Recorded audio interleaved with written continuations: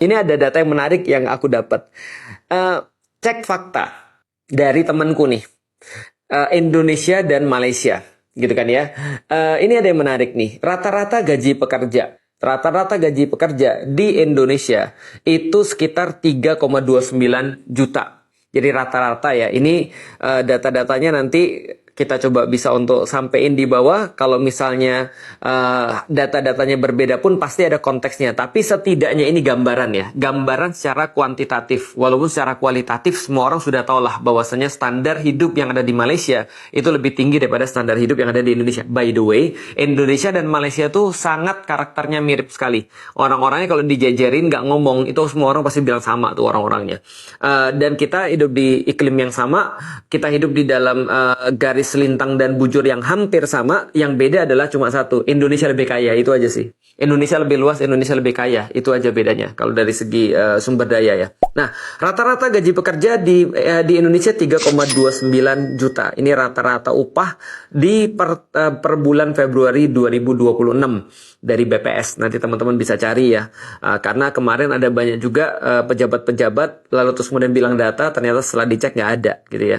Ternyata dari Malaysia itu di Desember 2025 itu rata-ratanya 13,9 juta.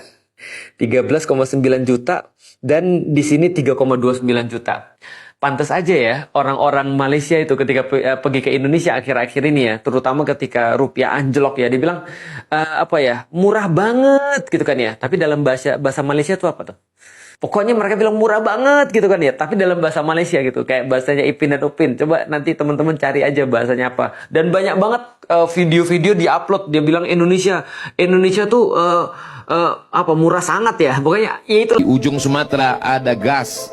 Di tengah Sumatera Riau ada minyak. Di Sulawesi ada nikel, ada emas. Di Papua emas bergelimpangan. Tapi anak bangsa hari ini keluar negeri hanya untuk mencari makan. Mereka pengkhianat keadilan sosial bagi seluruh rakyat Indonesia. Mereka mesti ditangkap, digantung, ditembak, dihukum mati. Karena mereka sudah mengkhianati perjuangan anak bangsa. 17 Agustus mesti momen membangkitkan kembali semangat. Jangan salahkan kalau rakyat ini bergejolak, mengamuk. Karena mengamuklah kita merdeka. Karena mengamuklah kita Belanda kafir itu mati. Karena mengamuklah kita maka PKI itu tidak berani. Jangan diam melihat kebatilan. As-sakitu 'anil haq, setan akhras, orang yang diam melihat kebatilan. Mereka adalah setan-setan bisu. Makanya sekarang kita udah titik kalau misalkan orang Malaysia ngata-ngatain kita diem gitu. Mau ngomong apa coba? Negara lu lagi berantakan, sepakat. Paspor lu lemah, setuju. Rupiah lu anjlok, setuju. Emang udah kagak ada yang bisa dibela lagi bang, udah keterima, itu mau ngomong apa? Iya bang, bener. Bahkan kayaknya mereka juga udah sampai nggak tega dan ngatain kita, kayak udah, aduh gue kenapa ya, aduh berantakan amat hidupnya. Jadi buat teman-teman Malaysia, iya kita menyadari itu kok. Tapi rendang sama batik masih punya kita ya anjir. Maka orang Melayu itu berpikirnya legalistik. Nah, maka Malaysia merdeka 58, ya, politiknya stabil, hukumnya dipatuhi, investasi datang, ada kepastian hukum. Makanya industrialisasi Malaysia meninggalkan Indonesia. Di negara kita ini kepastian hukum nggak jelas. Nah, itu problemnya. Jepang mengambil cara yang berbeda.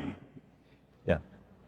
Orang Jepang itu begitu patuh kepada etik, dia menjadi etika pribadi. Baru menjadi etika sosial. Saya tahu ini karena keponakan saya orang Jepang, bener-beneran Jepang. Masih kecil sekolah, ya saya tanya ibunya. Saya tanya ibunya pakai bahasa Tagalog. Karena kalau bahasa Jepang saya nggak bisa. Dia nggak bisa bahasa Inggris, jadi saya nanya pakai bahasa Tagalog. Dia bisa bahasa Tagalog. Tanya, apa yang diajarin di sekolah ini? Anak kecil ini jam 7 pergi sekolah nggak boleh diantar. Ya. Jadi di Jepang itu nggak boleh milih sekolah sembarangan. Karena semua sekolah itu kualitasnya sama. Kalau di RW itu dia sekolah hanya di RW itu aja boleh, nggak boleh ke RW lain. Dan itu tepi jalan itu sudah ada garis. Anak kecil tuh mulai kelas 2 SD jalan kaki sendiri ke sekolah, nggak boleh ditemani. Dilatih kemandirian, kepatuhan kepada undang-undang. Dan saya bilang, ngapain diajarin dari pagi sampai jam 5 sore baru pulang? Bukan diajarin manggut-manggut begini aja. Ya. Bagaimana berbahasa yang baik, gimana sopan sama orang. Orang tua walaupun bego harus dihormati, itu orang Jepang. Indonesia merdeka duluan, tapi coba lihat paspornya sekarang. Indonesia memproklamasikan kemerdekaan pada 17 Agustus 1945, sedangkan Malaysia baru merdeka pada 31 Agustus 1957. Tapi hampir 70 tahun kemudian hasilnya bikin kita bertanya-tanya. Dalam Henley Passport Index 2026, paspor Malaysia berada di peringkat 7 dunia dengan akses ke 183 destinasi. Sementara Indonesia berada di peringkat 68 dengan akses sekitar 70 destinasi. Jadi ini bukan soal siapa yang merdeka lebih dulu, tapi bagaimana sebuah negara membangun ekonomi, diplomasi, institusi, pendidikan, dan kepercayaan dunia. Ketika lebih dulu bukan jaminan otomatis jadi lebih maju. Menurut kamu apa yang sebenarnya bikin Malaysia bisa melaju lebih cepat? Tulis pendapatmu di kolom komentar ya. Mending kita dijajah oleh Belanda daripada dijajah oleh Indonesia. Sejahat-jahatnya Belanda tidak sejahat seperti Indonesia. Lihat ini, masa Belanda saja tidak ada titi seperti ini di Aceh. Sebagian besar yang ada di DPR itu adalah berjiwa penjahat. Berjiwa penjahat. Kalau penjahat menempatkan seseorang, orang baik nih ya, menempatkan, kan mengancam dirinya. Kalau dia menempatkan orang jahat, tidak mengancam dirinya, karena masih bisa diatur. Tapi kalau menempatkan orang baik, wah jangan-jangan nanti gua yang dihabisin sama dia. Memang tidak semua di DPR penjahat. Tapi kalau mayoritas penjahat, apa jadinya? Apakah orang-orang yang baik di sana memungkinkan untuk memberikan suara? Jadi menurut Pak Dwi, justru proses fit and proper test di DPR itu proses untuk mengeliminasi hakim-hakim yang berintegritas. Seperti itu kalau selama ini saya amati, selama 15 tahun saya di Mahkamah Agung. Seperti itu. Sekarang begini, apakah selama ini tidak ada mereka melobi-lobi di Mahkamah Agung? Ada. Bukan tidak ada. Lobby-lobby kasus, ada, saya tahu. Orang DPR? Iya, ada. Di Mahkamah Agung tuh 4 pimpinan loh mas. Jujur aja saya mengatakan. Jadi kalau ada perlunya nih, nanti DPR bilang, oh, ini saya rubah nih nanti nih. Kita rubah usia. Usia nanti dari 70 tahun mau dibikin 65 atau 67 gitu ya. Ngancam. Ya begitulah. Kemudian dari Mahkamah Agung, 2 tahun COVID di Indonesia pun negara masih sanggup ngegaji seluruh ASN-nya Pak.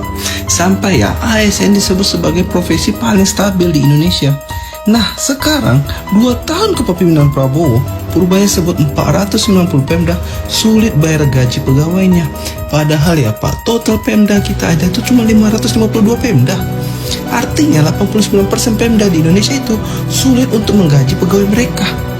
Pertama kali dalam sejarah Indonesia, daerah susah bayar gaji pegawai mereka. Sekarang bayangkan, gimana jadinya Indonesia kalau kemarin 2019 Prabowo yang menang. Orang-orang yang memakan APBN, APBD, mereka tidak punya kemanusiaan. Mereka tidak mengamalkan kemanusiaan yang adil dan beradab. Bangsa ini tidak minta banyak. Mereka hanya minta haknya, apapun agamanya, hak dia sebagai masyarakat. Dia minta kalau dia pergi berjalan, jalannya bagus. Kalau dia sakit ke rumah sakit, syukur-syukur bisa gratis. Terus terang saja, Indonesia itu negara para bajingan.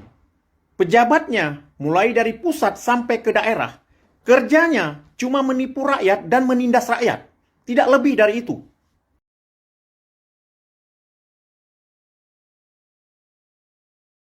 Kita paksa orang itu supaya comply terhadap ketentuan. Kau udah bayar pajak belum? Kau udah bayar royalti belum? Tadi yang dibilangkan oleh Seto tadi.